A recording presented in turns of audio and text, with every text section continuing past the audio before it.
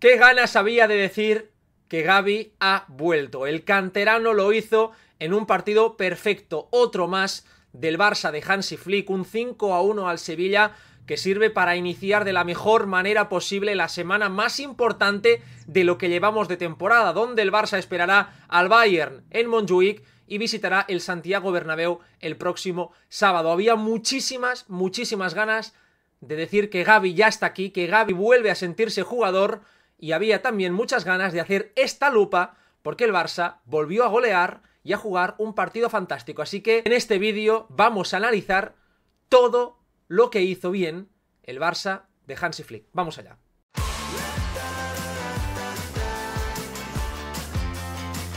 ¿Qué tal? Y bienvenidos a un nuevo vídeo, a una nueva La Lupa. Después de 2 semanas eternas de parón de selecciones, tenía muchísimas ganas de volver con los vídeos analizando los partidos, y yo creo que no había mejor forma posible para recuperar esta sección que con una goleada, con un 5-1, y un partido además que a nivel futbolístico dejó muchísimas noticias positivas. La primera y la más importante es el retorno, como he dicho, de Gavi, que ya en sus 10 minutitos dejó 2 o 3 detalles de lo que siempre ha sido, como si nada hubiese sucedido entre aquel mes de noviembre de 2023 y este mes de octubre de 2024, 11 meses que a mí se me han hecho eternos, pero que Gavi tuvo la capacidad de unir el tiempo como si entre este largo lapso temporal apenas nada hubiese cambiado. Más allá del retorno de Gavi, hay muchísimas cosas a comentar, tanto a nivel táctico colectivamente, como también a nivel individual. Fue otra gran exhibición de Pedri, que para mí fue el mejor jugador del partido. Muy buen encuentro de Rafinha, de Lamine, de Lewandowski, lo de Pau Cubarsí, que lo analizaremos en profundidad, porque de verdad que ya no sé qué más decir de Cubarsí. Cada partido sigue dejando detalles de auténtico superclase. La pareja que hace con Íñigo Martínez, lo de Marc Casado, y en definitiva un Barça que volvió a ser ese equipo reconocible, ese equipo con hambre, ese equipo agresivo y sobre todo ese equipo con ambición y con mucho nivel para aplastar a un Sevilla que no olvidemos que venía de ganar al Betis en el derbi, en el partido más importante de la temporada para ellos. Con un chute anímico considerable, el Barça pues hizo como si eso no hubiese sucedido nunca y le metió 5 goles que hubiesen podido ser más realmente. Vamos a analizarlo todo, como siempre, aquí en La Lupa, con los datos de Hadel Stats Bomb, la compañía que, como ya sabéis, se ha unido con Hadel y por lo tanto ahora ya no es solo StatsBomb, sino también es Hadel Stats Bomb.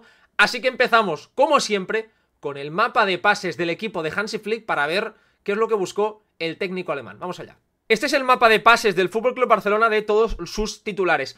Como podéis apreciar, se ve perfectamente pues, el ya sistema reconocible de Hansi Flick, esa especie de 2-3-5 en posesión, con un Jules Koundé más cerrado en esa banda derecha, como suele ser habitual. Importantísimo Koundé para la circulación, la pareja de centrales, como siempre, alimentando todo el circuito de pases. Alejandro Balde cogiendo bastante altura, Pedri siendo realmente el centrocampista del equipo, el jugador más importante, con Casado acompañando, siendo esa pieza que daba sentido con pases cortos al resto, y a partir de ahí, a las posiciones altas de Ansu Fati y Lamine Yamal un pelín más abierto como extremos, Rafinha prácticamente como es habitual en ese jugador que suele usar Flick como interior más alto, muy cerca de la posición del 9 de Robert Lewandowski, y un Lewandowski que se movió también bien lejos del área, porque si repasamos las estadísticas veremos que Lewandowski tuvo 6 toques en área rival, fueron la mitad que los que tuvo Lamine Yamal. Lamine estuvo con 12 participaciones en área contraria, fue el jugador que más veces tocó el balón en el área de Milan, y en cambio Lewandowski, que se fue con 2 goles y hubiesen podido ser 3 si no falla ese 1 para 1, se quedó con 6. Por eso siempre digo, repito, que no es tan importante la cantidad de veces que Lewandowski toque el balón en área contraria, sino la calidad de esos toques. No es tanto la cantidad, sino la calidad. Un partido más en el que el Barça deja a su rival en menos de un gol esperado. El Sevilla se quedó con 0,87, con apenas 7 disparos en todo el partido. El Barça volvió a superar la barrera de los 20 disparos, 21 disparos para el equipo de Hansi Flick, que estuvo muy bien realmente. Y ojo con el siguiente dato, el Barça situó su línea defensiva a 56 metros, es el equipo de toda la jornada en la Liga que más alto ha situado la línea defensiva para variar, otro dato nuevo, otro dato que ratifica esa defensa hiperagresiva del Barça, y el Sevilla fue el equipo que más cerca de su portería ha defendido también en esta jornada. Por lo tanto, volvemos a romper un poco con ese mantra de que el equipo de Flick no domina los partidos, que busca partidos de ida y vuelta. Ya os lo comenté en el vídeo que os dejo por aquí sobre el ADN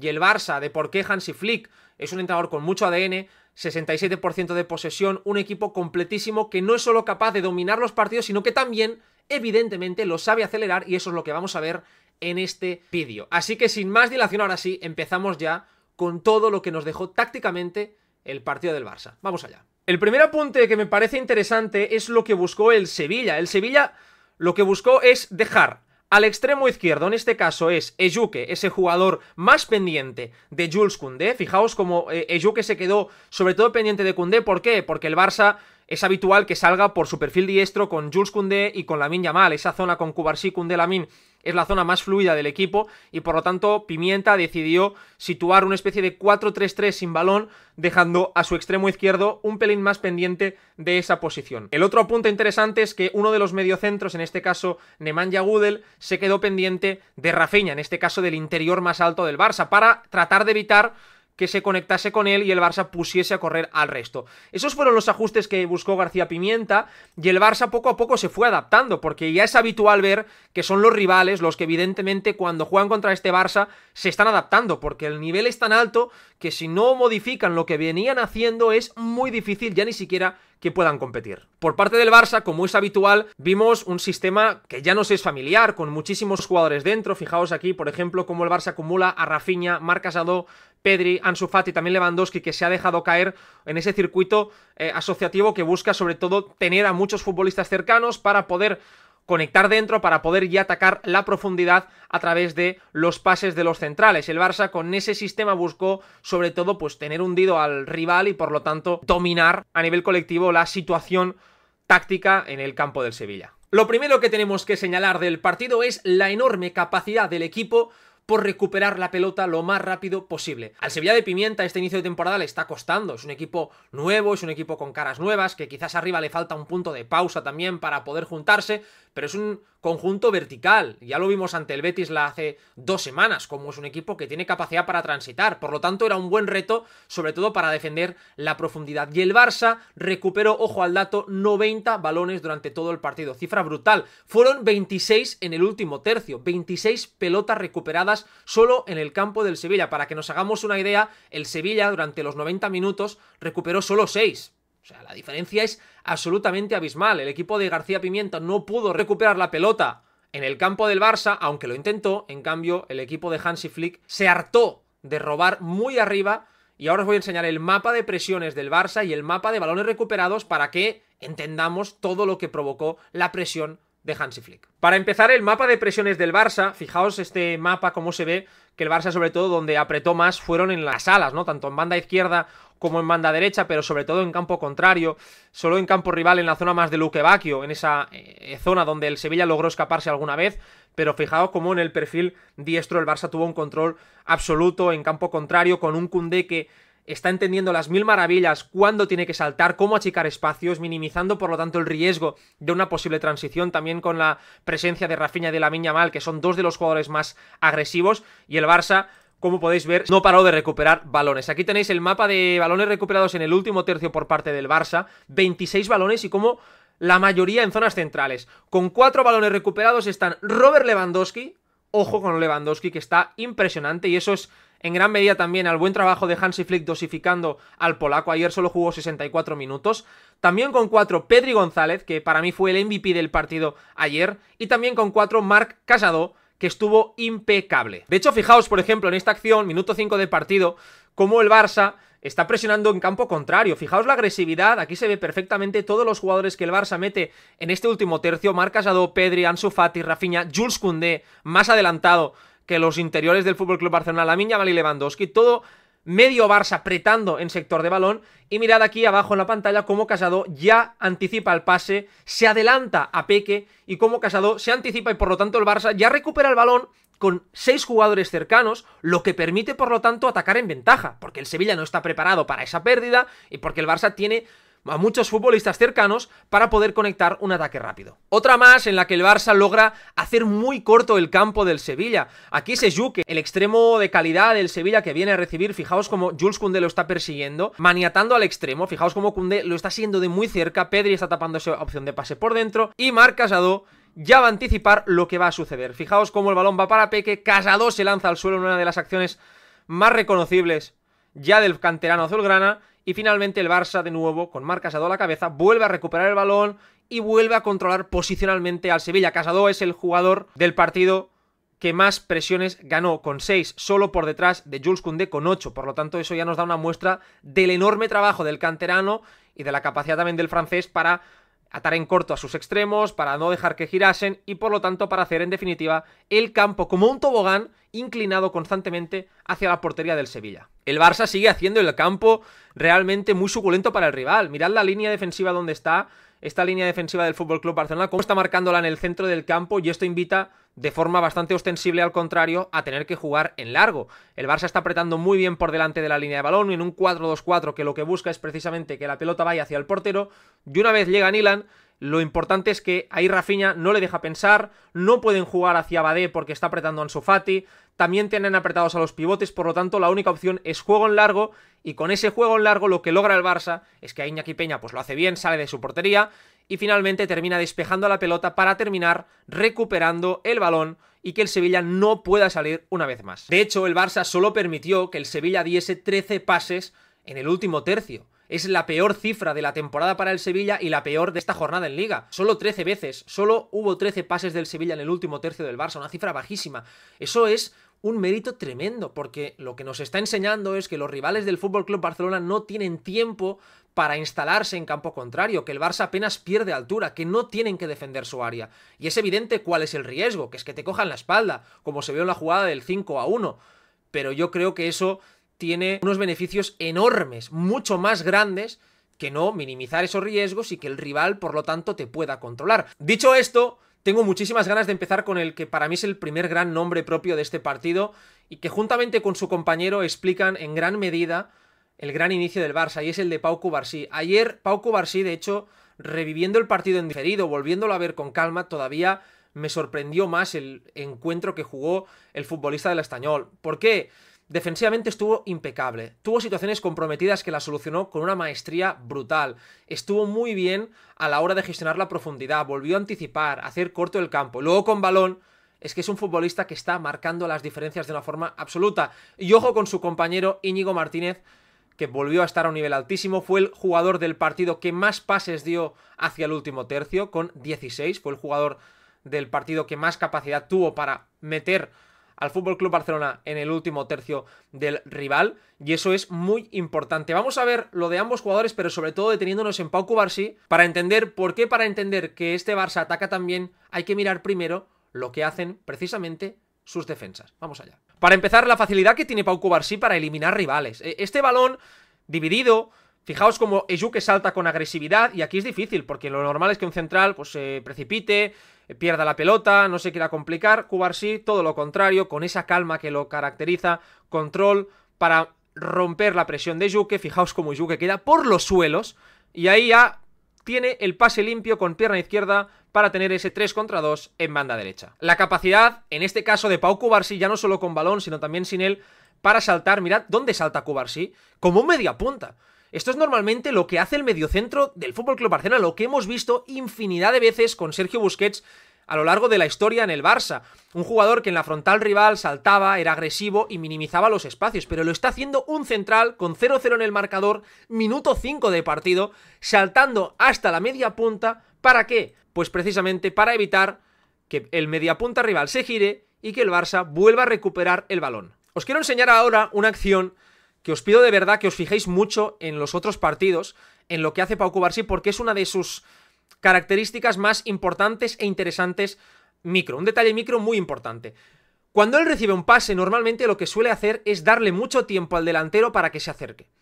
Si os fijáis, cuando Cubarsí va a recibir el pase, lo que intenta hacer siempre es fijar el máximo tiempo posible al contrario, para que se abran espacios alrededor suyo. Ahí Iñaki Peña juega un balón para Cubarsí. Mirad Cubarsí, como antes de recibir, él ya está levantando la cabeza, Fijaos cómo él levanta la cabeza con el balón antes de que le llegue la pelota controlada, mientras va saltando el contrario. ¿Para qué? Para ver qué es lo que sucede por delante suyo, qué es lo que sucede por aquí en esta zona y si hay opción de filtrar algún envío. Una vez el rival ya está tan cerca que la única opción que le queda es dar el pase, Cubarsí va a dar un pase fantástico. No es un pase creativo, no va a dar un pase filtrado, sino que lo que va a hacer es dar el pase exacto, perfecto, para que el FC Barcelona no pierda tiempo en la salida de balón. Mirad cómo le llega la pelota a Koundé. Puede parecer una tontería, pero la pelota le llega a Koundé de tal forma en la que él ya no tiene que perfilarse. El propio pase ya le está obligando a girarse hacia la portería del Sevilla.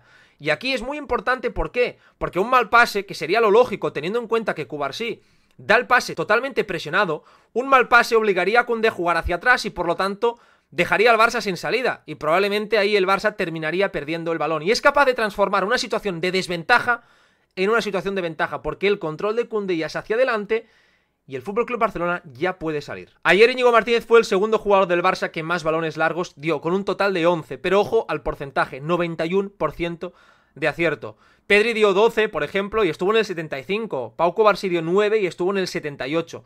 Íñigo estuvo en 11 pases, pero es que además de estos 11 pases, 91% de acierto. Solo falló un pase en todo el partido. Y digo esto porque, fijaos en esta situación, salida de balón del Barça, buena presión del Sevilla, tratando de negarle pases dentro. ¿Y qué es lo que va a hacer Íñigo Martínez? Pues lo siguiente, desde ahí va a jugar un pase fantástico, cambiando toda la orientación del juego, limpiando toda la presión del Sevilla, para que Koundé con tranquilidad pueda controlar el balón. Detalles que marcan la diferencia y que le permiten al Barça ser un equipo tan agresivo y vertical. Uno de los detalles tácticos más interesantes de este Barça es que en la presión los centrales suelen ser laterales.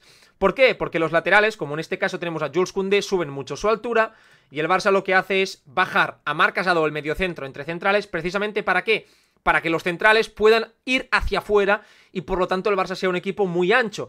Y fijaos dónde está Pau Cubarsí, en una presión del FC Barcelona, en una presión del Barça, Pau Cubarsí está como un lateral. Y mirad la contundencia con la que va al salto, la capacidad que él tiene para ganar ese duelo, anticipándose a Juque y permitiendo que el Barça, por lo tanto, vuelva a atacar ya en campo rival. Uno de los principales puntos positivos de este Barça es que es un equipo muy largo. A pesar de que acumula muchos jugadores en zonas interiores, normalmente el Barça suele saltarse bastantes pases para llegar hacia Lamine Yamal. Lo hace a través, obviamente, de la capacidad pasadora de sus centrales, en este caso de Íñigo.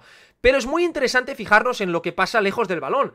¿Por qué Íñigo es capaz de conectar, más allá de su talento, de su calidad con el balón, con Lamine Yamal?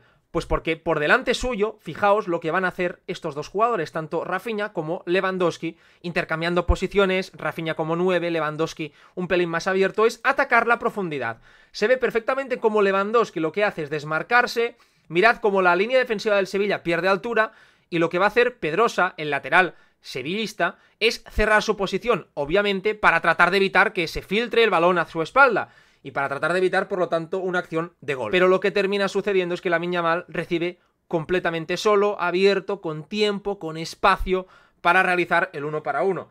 Y eso es un arma de doble filo, porque hemos visto muchas veces en las que el Barça aprovecha ese desmarque de Lewandowski o de Rafinha para encontrarle directamente y termina en gol, y otras muchas veces en las que no se les busca directamente y el balón termina en el extremo, que en este caso es el mejor jugador del equipo, en Lamine Yamal, y esto genera también muchos desajustes. Es una situación comprometida para el contrario, porque si defiendes bien una cosa, te encuentran la otra. Y es por lo tanto una situación en la que vas a perder sí o sí. Ya para terminar con las acciones de balón de los centrales, esta de Cubarsí es fantástica. ¿Por qué? Volvemos a ver lo mismo. Recibe un pase y en vez de controlar, lo que va a hacer Cubarsí es dejar pasar el balón. Fijaos dónde da el pase Cubarsí. Lo da prácticamente en la línea de fondo. Es decir, ya sin opciones de jugar ni con Iñaki Peña, ni de jugar con Marc Casado, no tiene opciones de jugar con nadie cercano. Cubarsí lo que ha hecho es dejar correr el balón hasta que el rival se cree que puede robarlo, porque aquí lo que es lógico que piense el equipo contrario es: el central está en línea de fondo, tengo a un jugador tapando el pase al portero, estoy apretando muy bien las opciones cercanas, por lo tanto va a dar un pelotazo y va a perder el balón, o va a intentar arriesgar y se va a equivocar y voy a poder robar. Pero Cubarsí es tan bueno que con la pierna mala, por decir algo, porque yo creo que Cubarsí no tiene pierna mala, da el siguiente pase. Mirad el balón que ha metido Cubarsí, alto, filtrado, para dejar completamente solo a Robert Lewandowski, que ha venido a recibir y que obviamente nadie le ha podido defender, porque nadie esperaba que un central tenga la calidad de un mediapunta. Y ya para finalizar las acciones defensivas también de los centrales, fijaos cómo el Sevilla sale, Cubarsí es prácticamente el último hombre, cómo anticipa en esta acción, cómo al final ahí viendo que el rival si le supera, pues dejan un 1 para 1 prácticamente a todo el campo, a campo abierto, con Íñigo Martínez, lo que hace es ir al suelo de forma agresiva, recupera el balón, no solo eso, sino que además se lo lleva jugado y permite que el Barça vuelva a atacar. He dedicado mucho tiempo del vídeo a hablar sobre Cubarsí e Íñigo, sobre todo del central catalán, porque me parece absurdo el nivel que están mostrando, y cuando hablamos de esa capacidad goleadora del Barça, cuando hablamos de cómo genera ocasiones, de la cantidad de situaciones positivas que está encontrando el equipo de Flick, tenemos que mirar, tenemos que retroceder y ver lo que hacen los centrales, desde el pase, desde la capacidad de superar líneas de presión, porque es absolutamente impresionante. Algo que me está encantando de este FC Barcelona es que es un equipo que combina distintas formas de juego. Vamos a ver cómo nace el 1-0 y luego veremos cómo nace el 2-0 para darnos cuenta de que este Barça te puede matar de 1000 formas distintas. Vamos a verlo y vamos a comparar ambas jugadas para poder verlo, porque honestamente creo que dice mucho de todo lo que ha logrado Hansi Flick. Vamos allá. El 1-0 nace de la siguiente manera. Alejandro Balde siempre ha insistido, y los que me seguís en este canal y habéis visto mis vídeos sabéis que siempre he dicho lo mismo, que lo que realmente tiene que hacer es añadir como uno de los puntos fuertes de su juego esa conducción interior, esa diagonal que yo creo que puede ser devastadora. Fijaos aquí Alejandro Balde lo que recibe, lo que él ve es que Ansu Fati está rompiendo hacia afuera, por lo tanto le está aclarando el panorama. Pedri muy inteligentemente está esperando cerca del árbitro, porque ya sabéis que lo dijo el Papu Gómez, que normalmente cuando te colocas cerca del árbitro es que vas a estar solo, y eso hace que haya una opción clara de pase interior. Pero primero lo que hace Balde es fijar con una conducción. Cuando ya ha traído al mediocentro del Sevilla, lo que hace ahora sí es jugar con Pedri, que está completamente solo, y eso se logra porque Nemanja Gudel, aquí lo tenemos, era el encargado, como os he dicho al inicio del vídeo, de defender a Rafinha, y por lo tanto, defendiendo a Rafinha, se encontraba prácticamente entre los centrales. Y una vez recibe Pedri el canario, volvemos a lo mismo que os he dicho al inicio del vídeo con el pase de Cubarsí, los pases con intención. No es un pase espectacular, porque no es un pase excesivamente difícil ni imaginativo, pero sí que el detalle que marca la diferencia es la tensión y la precisión del envío. Aquí Pedri hubiese podido jugar sobre el pie izquierdo de Lamine, pero mirad dónde va a hacer el primer control Lamine Yamal. ¿Dónde está en el momento del pase Lamine? Quedaos con esta imagen, y dónde va a hacer el primer control de balón. El primer control es 3-4 metros más adelante, ya es dentro del área.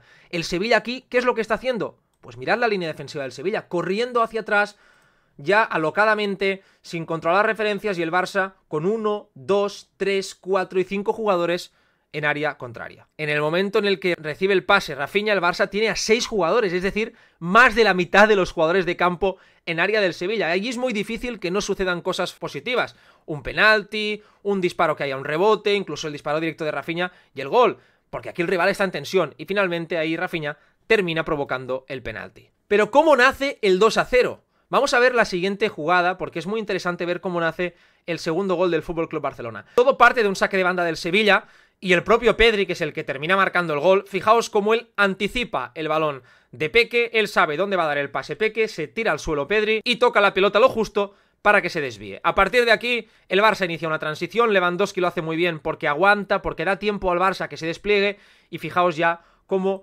lejos de la imagen aparecen Lamine Yamal y Koundé a máxima velocidad. Evidentemente el Sevilla, al ser un saque de banda, pues tiene desventaja porque no ha basculado lo suficientemente rápido, y a partir de aquí repetimos la misma sensación. 1, 2, 3, 4, 5 jugadores del Barça en área contraria, muy bien Koundé dejando pasar la pelota, el remate de Pedri es fantástico, es un golazo, pero todo nace, de nuevo, de la capacidad de entender que cuando robas el balón el cambio de chip es inmediato. Hay un cambio de chip inmediato en el que pasas de defender a atacar y demuestras que eres capaz de acelerar las jugadas. Y por eso mucha gente verá este gol y dirá, no, es que el Barça de Flick ahora juega al contragolpe. No, no, no, el Barça tiene todos los recursos tácticos para hacerle daño al rival.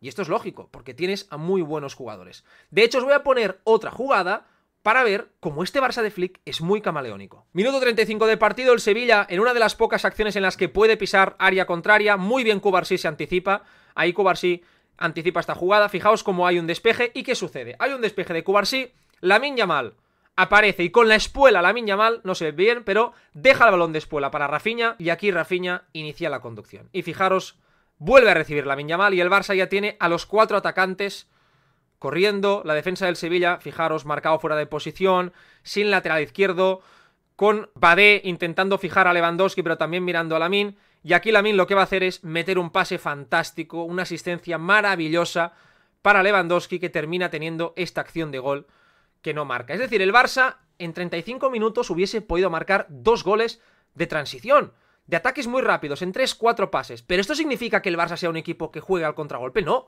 porque como os he dicho al inicio, el conjunto de Flick tuvo el 67% de posesión y fue el equipo de toda la liga en esta jornada que menos pases permitió en su propio terreno de juego.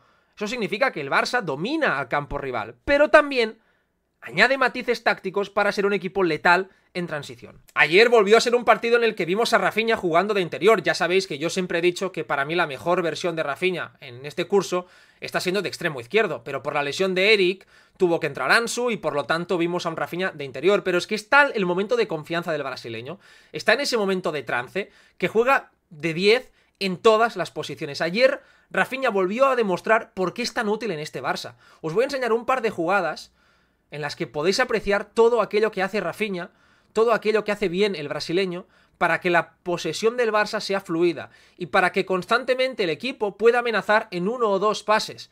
Y cuando tú puedes amenazar en 1 o 2 pases, el rival se comprime, el rival tiene miedo, pierde metros, y esto permite, en definitiva, que tú al final puedas tener 30 o 40 pases más, porque el rival te va a dejar jugar, porque va a decir, si aprieto arriba, ojo con este tío que me va a ganar la espalda. Y tener a un jugador así es absolutamente clave para que el equipo juegue bien. Vamos a verlo porque es muy, muy interesante. Esto, por ejemplo, se ve en esta acción. Mirad dónde está Rafinha cuando inicia la jugada. Jules Koundé recibe abajo, el Sevilla está intentando apretar y aquí tenemos a Rafinha, posición de delantero centro. Muy importante que el interior alto del FC Barcelona tenga esa mentalidad. Por eso no quiero ver a Pedri ahí, no porque no tenga la calidad, sino porque Pedri no es un jugador que sienta el fútbol de esta forma, ni que pueda hacer este tipo de esfuerzos.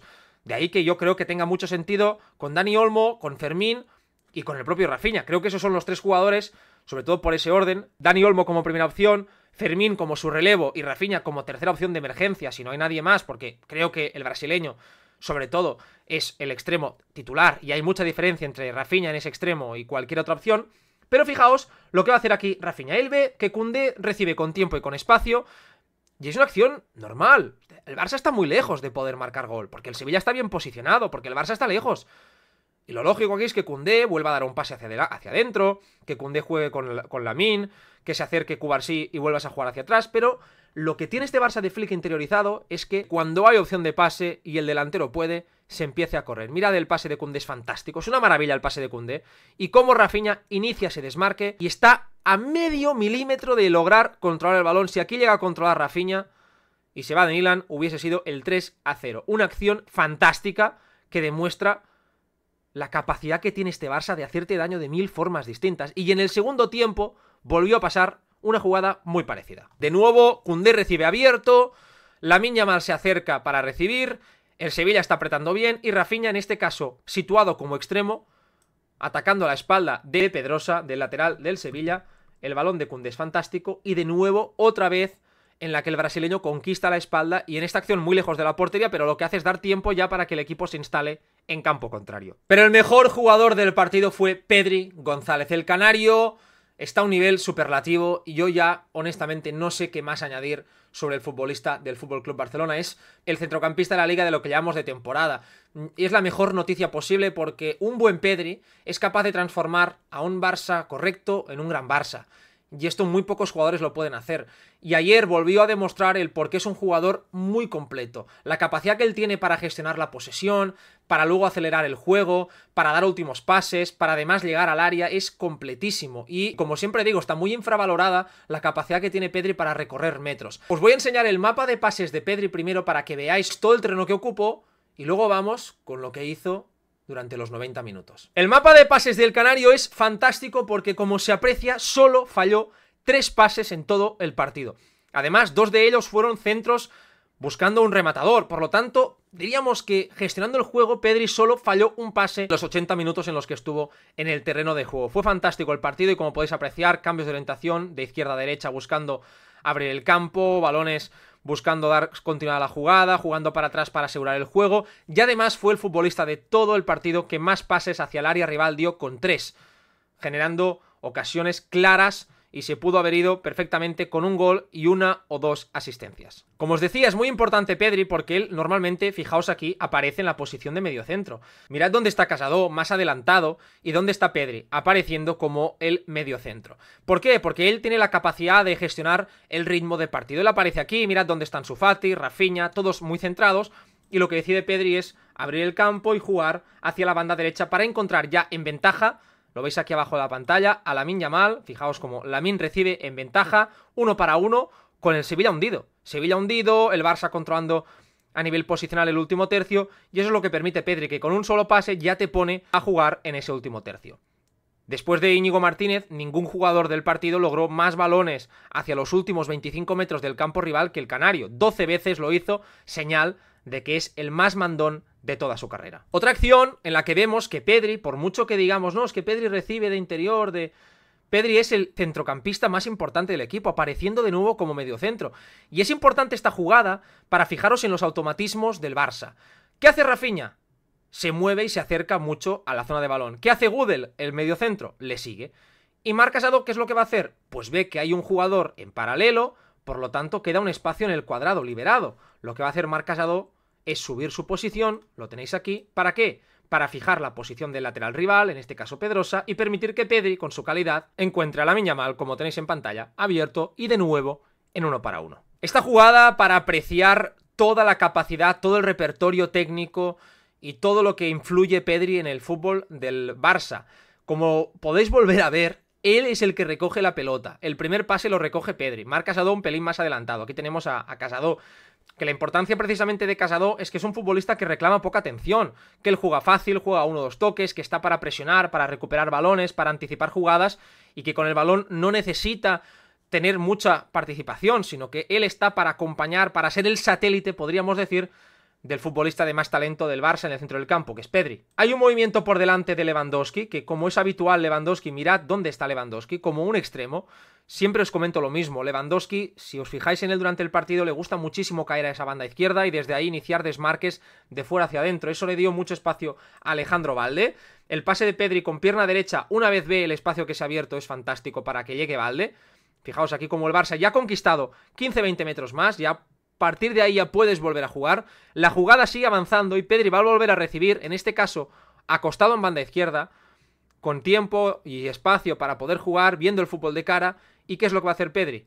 Ve el desmarque de Lewandowski, decide dar el pase y logra recibir el polaco dentro del área. Ahí Lewandowski el control no es bueno, pero en una misma jugada, en apenas 10 segundos, Pedri ha puesto un pase fantástico para que el equipo tenga continuidad y luego ha puesto un pase definitivo que si Lewandowski llega a estar acertado, estaríamos hablando del 2-0. Y es que cuando Pedri recibe de cara en la frontal, cuando tiene tiempo y espacio, es uno de los mejores pasadores que hay.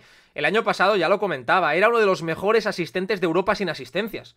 Eso no significa que no sea un buen pasador, es un magnífico asistente. Lo que sucede es que, como en este caso, mirad dónde está Pedri, el pase que va a meter para Ansu Fati, el remate de Ansu es muy franco, y ahí esto tiene que ser gol, porque tiene toda la portería para él, puede elegir el segundo palo para darle mayor potencia al remate, no logra hacerlo bien, y el remate se termina perdiendo. Minuto 70, Pedri ahí no llevaba ninguna asistencia, se terminó yendo sin ninguna, pero podría llevar ya 2.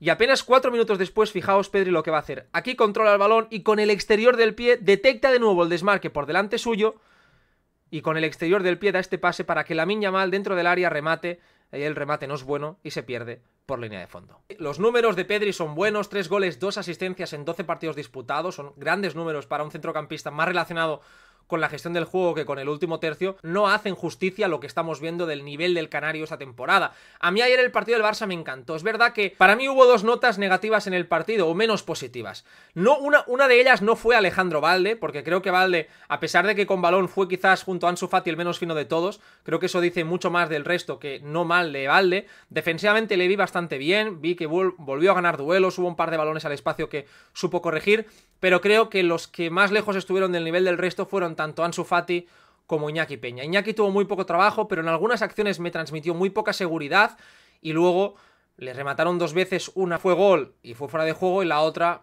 terminó en gol y no fue fuera de juego. Os voy a enseñar esta acción para ver el por qué, repito, como ya he dicho en algunos vídeos, que no me transmite ninguna garantía Iñaki Peña, y un Ansu Fati que, a pesar de que lo intentó, de que tuvo acciones para poder marcar, se le ve que está lejísimos del nivel del resto de atacantes y del resto de compañeros, en cuanto a ritmo, en cuanto a intencionalidad, en cuanto a capacidad para hacer que sucedan cosas. Pero aún así creo que se tiene que decir que Ansu Fati fue el jugador del Barça que más presiones hizo. 32 presiones hizo Ansu Fati.